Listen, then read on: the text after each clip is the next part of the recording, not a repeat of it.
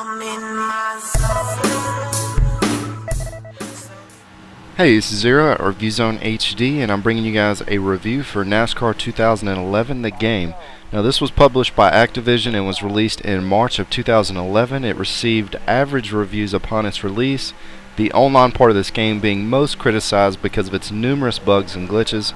The game has officially been on the shelves for just over a year. It's received 3 pretty large patches since then, the most recent being in January of this year, and fixed so many issues with the game I couldn't even begin to go through all the fixes in the short amount of time that I have for this review.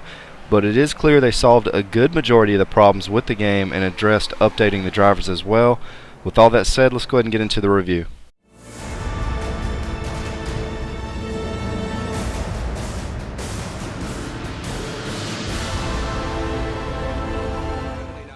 This is easily the best looking NASCAR game for the consoles, as it does a good job of not only making some pretty nice looking cars and tracks, but it takes advantage of some nifty lighting effects and spectacular nighttime racing as well. Speaking of the tracks, the game does feature all 23 Sprint Cup tracks, and for the most part the racing is pretty smooth even with all 43 of the cars out on the track. However, there are a couple issues to point out.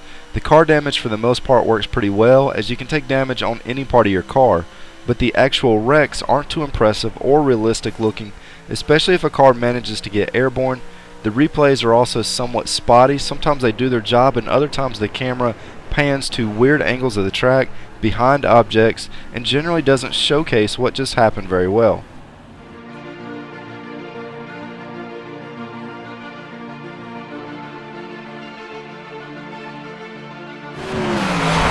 Here we go, buddy. Coming to the green.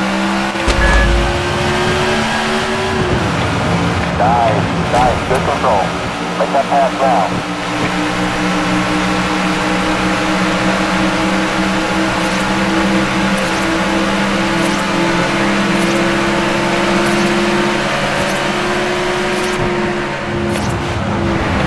That's it, close that gap. Stay on it.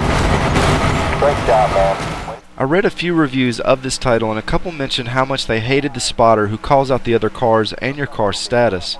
Now, this commentary has been patched since its original release, so I can't speak of what it was like a year ago, but currently the spotter is not only helpful but enjoyable, as the commentary helps add a bit of flavor when the races sometimes start to drag on.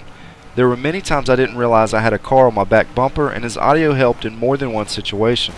The game features some pretty well-known racing songs for its menu music, and sound effects such as the hum of the engines and screeching of the tires were all well done. No complaints with the sound on this one.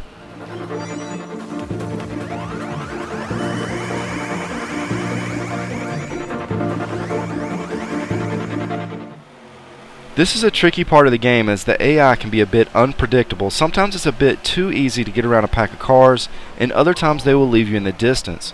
But this game really is what you make of it. You can make it as easy or as hard on yourself as you want with the difficulty and driver assistance options.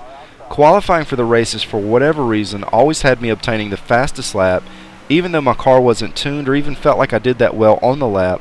And when you start the race in first place, unless you make some major mistakes or run an extended race that will involve some pitting, you rarely get challenged, as I was able to leave the pack behind me pretty quickly in just about every race. So what I ended up doing was either skipping the qualify and starting in last place if I was running a longer race, or I'd purposely let off the gas some during the qualify to start in the middle of the pack on a shorter race, and that generally provided a much more enjoyable race in both situations.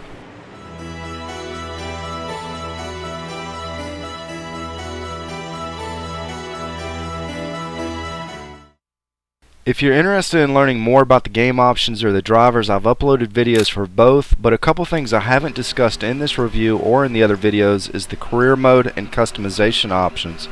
The options to customize your car's paint and decals are extremely deep, and you can take your custom car online. You do have options to tweak your car settings, such as tire pressure and top speed, but it's not as thorough as I've seen in previous NASCAR games.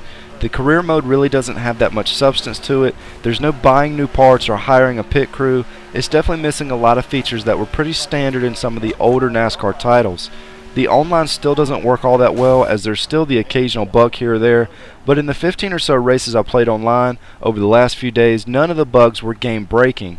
However, the online racing really isn't all that engaging, as each race generally had wreck after wreck and a couple people that knew how to tweak out their cars to get that 3 or 4 second faster lap time on every track, and that really made the difference in the enjoyment of playing online. I did a 16-lap race on Charlotte Motor Speedway with 10 other players, and out of all 16 laps there was only one lap in which a yellow caution flag didn't come out. Even if you try to avoid wrecking the other players, it's almost unavoidable if you're racing in a pack. The online leaderboards are broken as well, as the fastest lap time on every track is completely impossible, such as a 10-second lap time on the Daytona 500.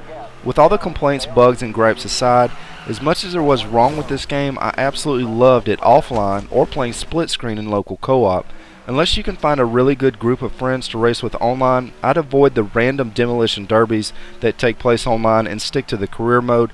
As shallow as it may be, it still offers some pretty solid NASCAR racing that I personally really enjoyed. I can't recommend this game for a casual racing fan, but if you like NASCAR, this game shouldn't disappoint. Anyways, this is Zero at ReviewZoneHD, and thanks for stopping by. Can I get a lap?